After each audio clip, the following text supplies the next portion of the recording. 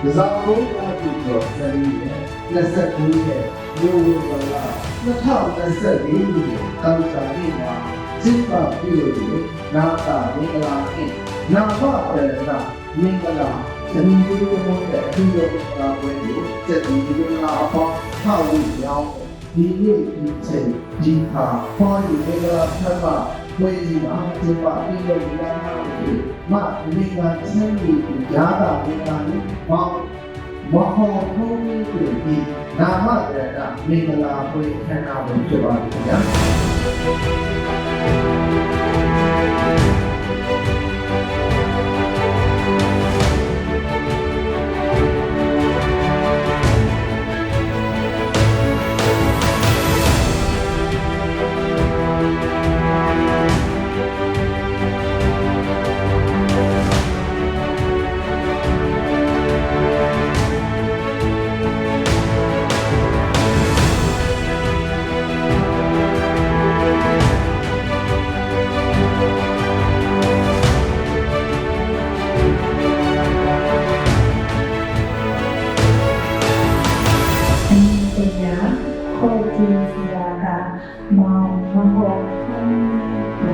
ဖြစ်ပါလိမ့်ရှင်။ အမည်တရားခေါ်သူတရားကမောင်မဟောဖုံးမင်းတော်ဖြစ်ပါလိမ့်ခင်ဗျာ